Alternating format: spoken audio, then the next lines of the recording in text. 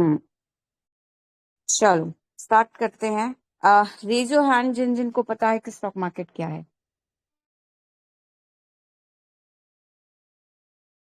हम्म और nice nice.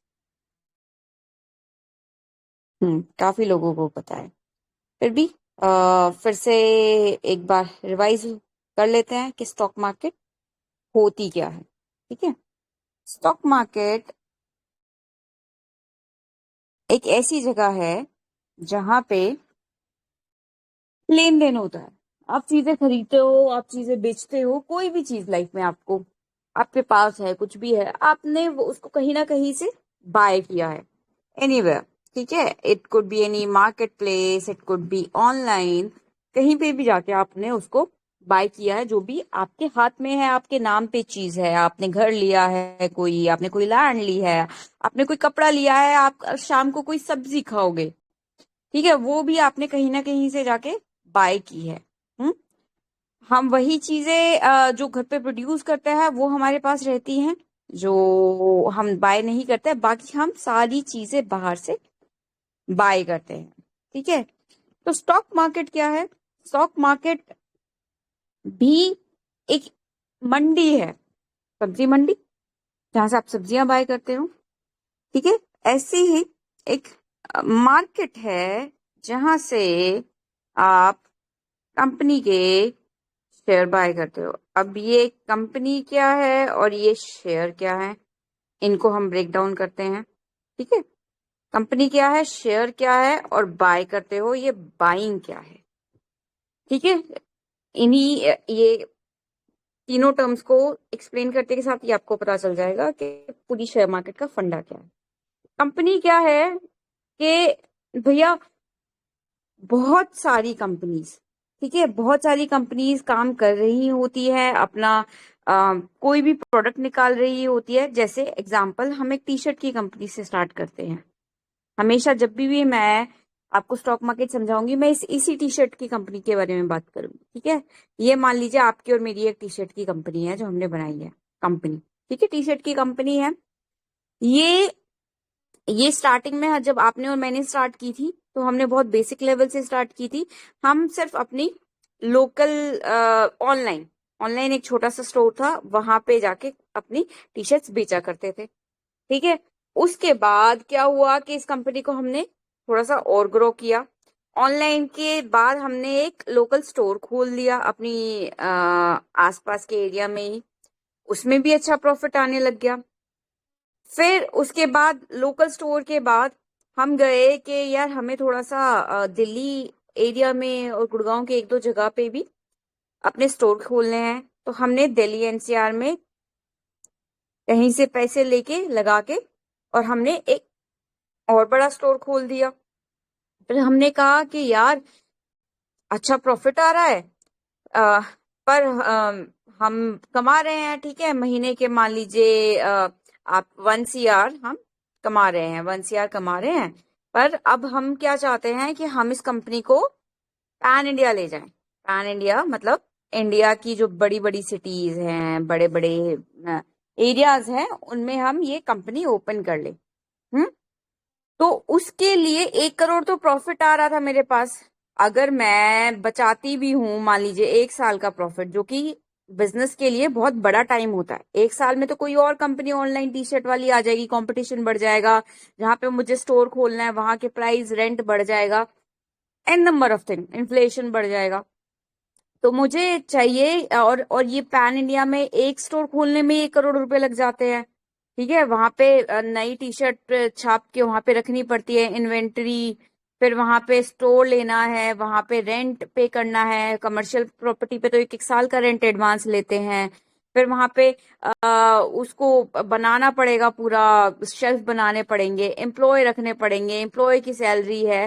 तो बहुत ज्यादा खर्चा। तो मेरा 1 करोड़ चलो प्रॉफिट आ भी रहा है, पर पैन इंडिया जाने के लिए मान लीजिए मुझे चाहिए 1,000 करोड़ रुपए। ठीक है। कि मैं मान लीजिए मेरे हैं कि मुझे 100 स्टोर्स खोलने हैं, और उनको काफी टाइम तक चलाने के लिए मुझे 1,000 करोड़ रुपए चाहिए। अब 1,000 करोड़ रुपए ना मैं बैंक से लोन ले सकती, क्योंकि भैया बैंक से लोन ले लिया तो बैंक को वापस भी करना पड़ेगा लोन। ठीक है। मैं किसी जैसे ये शार्क टैंक वगैरह में आते रहते हैं, वो भी कम पैसे देते हैं, 1,000 करोड़ तो वो भी नहीं देंगे। ठीक है। फिर वो भी इक्विटी मांगते हैं, वो भी अपना हिस्सा मांगेंगे अच्छा खासा, और इतने पैसे लगाएंगे भी नहीं वो अभी। तो मैं क्या करती हूँ, मैं सोचती हूँ कि ये सारा झंझट करने की जगह मैं क्यों ना इंडिया के हर बंदे से 100-100 रुपए ले लूं, या 1,000-1,000 रुपए ले लूं। ठीक है। 1,000-1,000, 1 करोड़ बंदे से, इंडिया के लोग हैं उनसे 1,000-1,000 रुपए ले लेती हूँ। बड़ा अमाउंट भी नहीं है। ठीक है। और उनको कहती हूँ कि आप 1,000 रुपए लगा दो मेरी कंपनी में, एक एक बंदा, और जैसे जैसे मेरी कंपनी बढ़ेगी उसके प्रॉफिट बढ़ेंगे, और ये आपने जो 1,000 रुपए लगाए हैं आपके, ये भी बढ़ेंगे विद टाइम। ठीक है। तो अब मुझे ये 1,000 रुपए चाहिए 1 करोड़ लोगों के पास, तो मैं उनके पास कैसे जाऊंगी वो 1,000 रुपए लेने के लिए? मैं उनके हर एक के घर में तो नॉक नहीं करूंगी जाके। अगर आपको हर बंदे, चलो ठीक है, एक बंदा, दो बंदा, 100 बंदे से भी चाहिए पैसे, तब भी आप उनके घर जा सकते हो, उनके ऑफिस जा सकते हो, उनसे मिल सकते हो।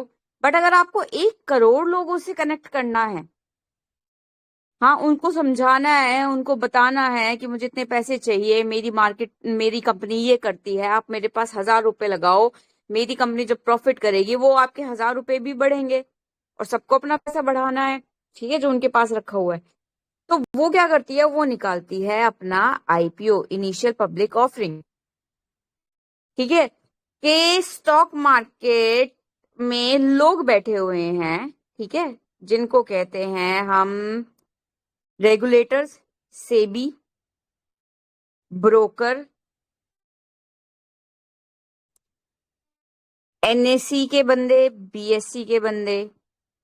तो मैं स्टॉक मार्केट के जो लोग हैं, जो उनको चलाते हैं, उनके पास जाती हूँ एज अ कंपनी उनके पास जाती हूँ, उनको कहती हूँ कि भैया जी, आप तो स्टॉक मार्केट हो, आपके पास तो जितनी भी पुरानी कंपनीज हैं जिन्होंने ऐसे लोगों से पैसे उठाने थे, वो लिस्ट हो रखी है, तो सारे लोगों को पता है आपके बारे में कि यहाँ पे कोई नई कंपनी आती है तो आती है, वहां पे हम पैसे लगा सकते हैं। तो मैं इनके पास जाऊंगी सीधा, और इनसे कहूंगी कि मेरी कंपनी ये करती है, और मेरे शेयर जो हैं वो आप अपने पास लिस्ट कर दो आईपीओ के फॉर्म में। तो ये निकाल देते हैं, ये इस कंपनी, ये मेरी कंपनी की पूरी रिसर्च करेंगे कि जी ऐसे ऐसे ये कंपनी ये काम करती है, और फ्यूचर में ये पर्सपेक्ट हो सकता है, इसके सारे डॉक्यूमेंट ठीक है, ये सब है, चलो इसको इसको लिस्ट करते हैं। फिर इसको कहते हैं आईपीओ आ जाता है। कितने उसको पैसे रेज करने हैं इनिशियल पब्लिक ऑफरिंग में, मुझे कितने तक करने थे? 1,000 करोड़ रुपए। कितना मुझे चाहिए पर पर्सन से? 1,000 रुपए। तो मैं 1,000 रुपए की वैल्यू पे अपना जो शेयर है, जैसे आप देखते हो कि स्टार्टिंग में कि कोई कंपनी 200 पे लिस्ट हो रही है, कोई कंपनी 450 पे लिस्ट हो रही है, कोई कंपनी 1,500 पे लिस्ट हो रही है, तो ये वो ऐसा डिसाइड करता है, ये सारे के सारे ये मिलके, ये सेबी और ये ब्रोकर, एनएससी, बीएससी, ये सब मिलके डिसाइड करता है, पूरा डॉक्यूमेंटेशन होता है। ठीक है, बहुत सारे लोग बनके। तो जैसे ही यहाँ पे आईपीओ स्टॉक मार्केट पे लिस्ट हो गई आईपीओ के फॉर्म में, तो जो ये 1 करोड़ लोग थे, इनको पता चल गया, जो कि स्टॉक मार्केट को देखते रहते थे, कि ये भी कंपनी आ रही है टी शर्ट की, ये जाके इसको बाय कर लेते हैं, इस कंपनी को, कि भैया अभी हमें 1,000 रुपए लगाएंगे, ये कंपनी तो अच्छी दिख रही है, कुछ सालों में हमारे पैसे बढ़ जाएंगे। तो जिस बंदे को भी, अब एक बंदा है जो कि टाटा मोटर्स, टाटा की कोई नई कार आई है, तो बहुत सारे लोग क्या सोचते हैं कि चलो यार वो कार आई है, वो कार खरीदते हैं हम, हैं। पर कुछ लोग कहते हैं कि भाई साहब, आप और मेरे जैसे जो समझदार हैं, कि ये टाटा की कार आई है, अब टाटा का पड़ेगा प्रॉफिट, अच्छी कार है, ठीक है, अब टाटा का बढ़ेगा प्रॉफिट, प्रॉफिट बढ़ेगा, तो मैं कार खरीदने की जगह कार खरीदूंगी तो मेरे हाथ से पैसे चले गए, कार को मेंटेन करने के लिए भी पैसे लगाने पड़ेंगे, पेट्रोल डालने के लिए भी पैसे लगाने पड़ेंगे, रोड टैक्स देना पड़ेगा, ब्ला ब्ला ब्ला, और हर साल उस कार की जो वैल्यू है वो गिरेगी। ठीक है, तो वो बंदा कहता है कि भाई मैं ये कार खरीदने की जगह क्यों ना मैं टाटा मोटर्स को अपने पैसे दे दूं, और टाटा मोटर्स का प्रॉफिट बढ़ेगा, तो मेरे भी पैसे बढ़ेंगे। अब टाटा मोटर्स को पैसे कैसे देगा कि भैया टाटा मोटर्स मेरे पैसे रख, और अपनी अपनी ये जो नई वाली कार है, तुझे स्टार्टिंग में ये बेचने से पहले कार बनाने के लिए पैसे चाहिए होंगे, वहां पे लगा, और तू जब बेचेगा तो प्रॉफिट होगा तेरा, और मेरे भी पैसे बढ़ेंगे, मेरे भी पैसों का प्रॉफिट होगा। तो वो टाटा मोटर्स के शोरूम पे तो जाएगा नहीं, शोरूम पे तो क्या मिलती है, कार मिलती है। शोरूम पे तो वो जाते हैं ना जिनको अपना पैसा स्पेंड करना है, कार लेनी बुरी बात नहीं है, ठीक है, ये भी पर्सनल फाइनेंस भी सिखाऊंगी मैं आपको, डोंट वरी। तो वो बंदा जिसको अपना पैसा ग्रो करना है वो कहाँ जाएगा, शेयर मार्केट पे, और वहां पे जाके टाटा मोटर्स के, जो कि एक कंपनी है, शेयर बाय करेगा। ये चलता है पूरा फंडा शेयर मार्केट का, कि जी मुझे अपना पैसा ऐसी कंपनी को देना है जो कि ग्रो कर रही है, जिसकी वजह से मेरा भी पैसा ग्रो करे। Simple easy, no rocket science. कौन सी कंपनीज को देना है, जो ग्रो कर रही हैं। कौन सी कंपनीज ग्रो करती है भैया, कैसे पता चलता है, प्रॉफिट अच्छे दिखा रही है, नए प्रोडक्ट निकाल रही है जो कि करंट मार्केट के हिसाब से है, गवर्नमेंट उनकी मदद कर रही है। ये भी ये भी एक्सप्लेन करेंगे डिटेल के अंदर आने वाले टाइम में, कि कैसे देखिए कि कौन सी कंपनी प्रॉफिट करती है भैया, कौन सी कंपनी में पैसा लगाना चाहिए।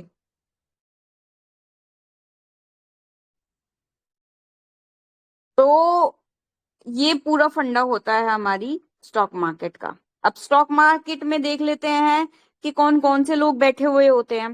भैया स्टॉक मार्केट में आप जाते हो, आपको तो सिर्फ स्क्रीन दिखती है, आपने अभी पंच में अकाउंट ओपन किया, पंच में तो सिर्फ एक मोबाइल ऐप है भैया। अब वो मोबाइल ऐप के पीछे जब आप वो शेयर बाय करते हो तो कौन कौन से बंदे बैठे हुए हैं जो काम कर रहे होते हैं, क्या क्या होता है उनका काम। ठीक है, तो ये देख लेते हैं एक संक्षेप में। ठीक है, पहले कौन सा बंदा होता है, सबसे सबसे पहला है रिटेलर, आप और मैं। ठीक है, रिटेलर्स जो होते हैं वो आप और मैं होते हैं, कि हमारे पास कुछ पैसा है, हमने जाया, हमने कंपनी खरीद लिया, अपने महीने के बचाते हैं 5,000 रुपए, 10,000 रुपए, 1 लाख रुपए, 2 लाख रुपए, बस वो जाके हम शेयर बाजार में कंपनी खरीद लेते हैं, वहां से हम काम करते हैं, वहां से अपने पैसे को ग्रो करते हैं। ठीक है, दूसरा आ जाता है एनआरआईज। एनआरआईज क्या है, नॉन रेजिडेंशियल इंडियंस। ठीक है, ये भी इंडिया के बाहर बैठे हुए लोग हैं, ये भी शेयर मार्केट में अपना पैसा लगाते हैं, ऐसे ही हमारी तरह। वो बस बाहर की करेंसी को यूएस डॉलर में, यूएस में बैठे तो यूएस डॉलर में कमाते हैं, फिर उसको इंडियन रुपीज में, आईएनआर में कन्वर्ट करते हैं, और फिर वो शेयर मार्केट के अंदर वो पैसा लगा देते हैं। फिर आते हैं domestic institutes. Domestic institutes, DII सुना है, ठीक है, एफआईआईज, डीआईआईज बेच रही हैं, खरीद रही हैं।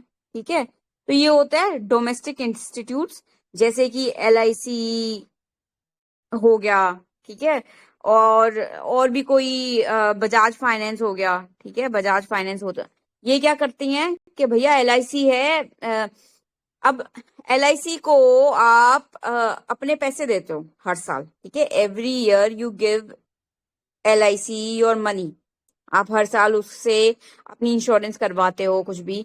अब एलआईसी के पास बहुत सारे, 1% नहीं दे रहा है उसको हर साल पैसे, ठीक है, करोड़ों लोग दे रहे हैं। ठीक है, अब वो करोड़ों पैसे उसके पास आ रहे हैं, तो जब वो क्लेम करेंगे वो लोग, तो वो पैसा कैसे एलआईसी देगी उनको, और अपना भी प्रॉफिट करना है एलआईसी को। तो एलआईसी क्या करती है, जो हर साल आप उसको पैसा देते हो, वो करोड़ों पैसा ग्रो करती है शेयर मार्केट में लगा के।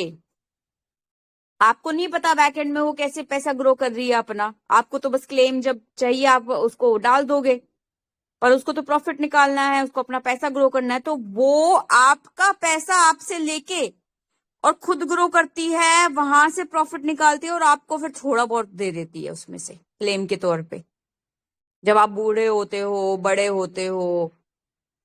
सोचो, मतलब जो पैसा आप खुद ही ग्रो कर सकते हो अच्छा खासा, आप किसी और को दे देते हो और वो ग्रो करती है और वहां से अपना प्रॉफिट भी निकाल लेती है, अपना सब कुछ निकाल लेती है और आपको क्लेम भी दे देती है ना? सिंपल नहीं है? ठीक है।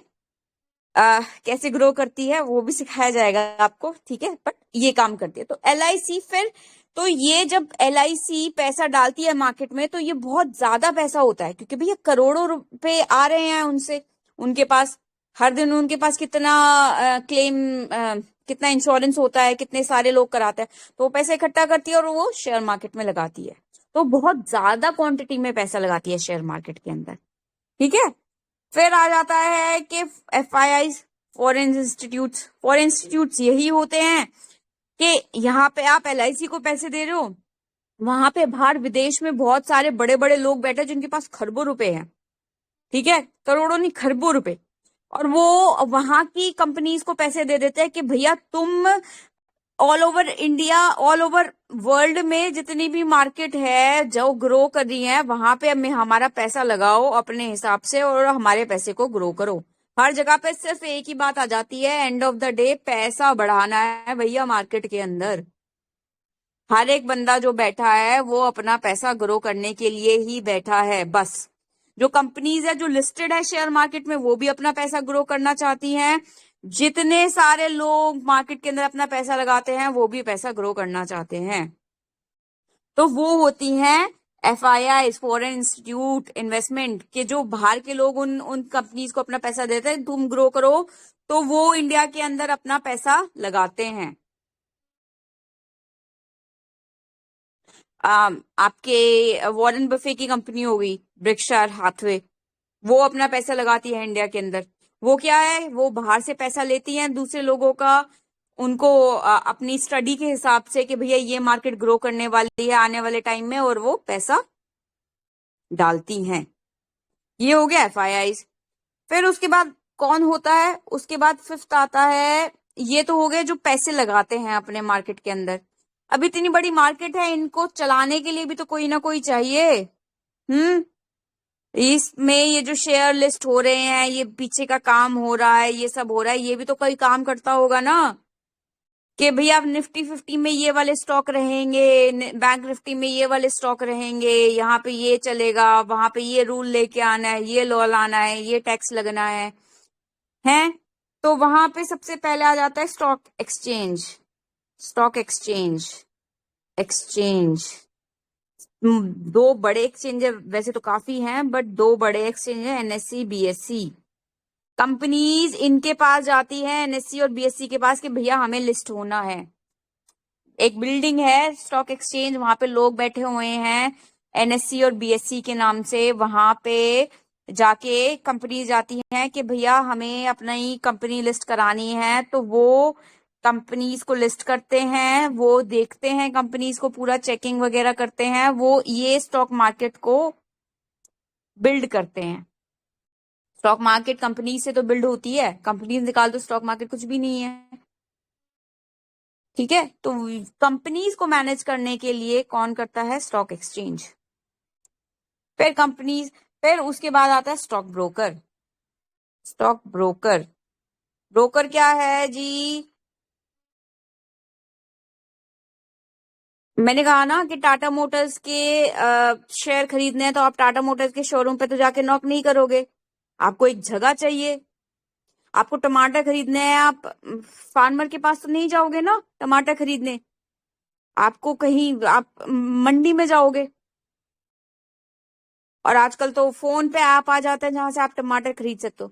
तो कंपनीज कहाँ खरीदेंगे, तो बने स्टॉक ब्रोकर। इन्होंने कहा, ये लोग आए आगे आके कि जी हम आपके लिए एक ऐप बना देते हैं, एक सिस्टम बना देते हैं जहां पे आसानी से लोग अपने बैंक से हमारे पास पैसे डालेंगे और फिर हमारे ऐप से शेयर खरीद लेंगे या बेच देंगे, और जी उनके अकाउंट में फिर वो शेयर आ जाएंगे कि जी इन्होंने ये शेयर खरीदे हुए हैं इतने उस पे। तो आते हैं स्टॉक ब्रोकर। स्टॉक ब्रोकर, अगर आपको शेयर मार्केट से कुछ भी खरीदना है, कोई भी स्टॉक या बेचना है कोई भी कंपनी, तो आप स्टॉक ब्रोकर के पास अकाउंट ओपन कराते हो। वो ऑटोमेटिकली आपका ये एनएससी बीएससी के अंदर आपका डीमैट अकाउंट ओपन कर देता है, और फिर आप उनके प्लेटफॉर्म पे सारे शेयर देख सकते हो, वहां से बाय कर सकते हो, सेल कर सकते हो। ठीक है, ये होता है स्टॉक ब्रोकर। फिर आता है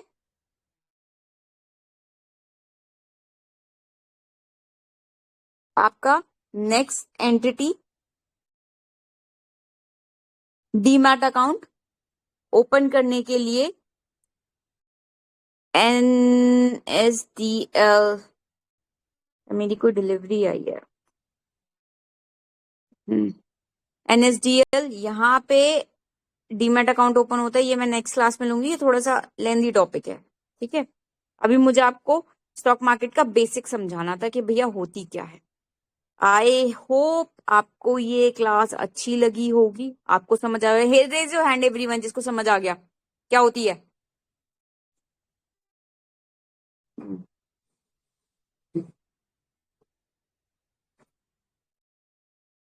नाइस नाइस। जिसको नहीं समझ आया फिर से देख लेना, डाउट सेशन ले लेना। ठीक है, डाउट सेशन में लूंगी, तब आपके डाउट सॉल्व करेंगे। अब मैं bye bye, see you, next class में मिलते हैं।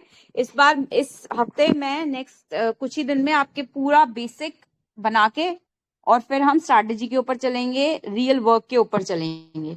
ठीक है, तो हो रहा है, लग रहा है मेरे ख्याल से कुछ लोगों को थोड़ा सा कि स्लो चीजें चल रही हैं, मैम क्या करो, बट बहुत सारे मेरे पास स्टूडेंट है भैया जिनको बिल्कुल बेसिक भी नहीं पता है, तो उनके लिए मुझे करना पड़ेगा। ठीक है, अगर आपको बेसिक्स पता है तो थोड़ी सी शांति रख लो। हाँ, मार्केट के अंदर भी शांति चाहिए होती है, पेशेंस सीख लो। मेरे साथ रहोगे तो माइंड का काम करना पड़ेगा, उसके अंदर पेशेंस बहुत जरूरी है, पेशेंस भी सीखना पड़ेगा।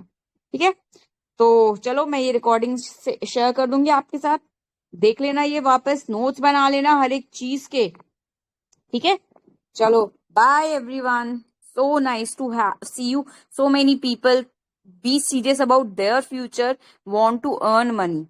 बहुत अच्छा लगा मुझे देख के कि इतने सारे लोग एक्चुअली में सीरियस है। मेरे लिए एक भी बंदा आएगा ना तो मैं भी क्लास तब भी लूंगी, क्योंकि मुझे पता है कि फिर उस बंदे के लिए वो कितना सीरियस होगा, और फिर वो तो धमाल ही कर जाएगा जो क्लास में आएगा फिर एक ही बंदा जब, क्योंकि फिर वो सीरियस है तो मुझे भी लगेगा कि हाँ यार इसको तो पढ़ाना है। अब जब आप ये 12 लोग आए हो ना, तो मुझे है कि भैया आपको तो पढ़ाना ही पढ़ाना है, आप कितने सीरियस हो, अपना टाइम मुझे दे रहे हो। चलो गाइस, सी यू अगेन। फिर से मैं टाइमिंग बता दूंगी आपको क्लास की। ठीक है, कल ही रखते हैं फिर एक और क्लास।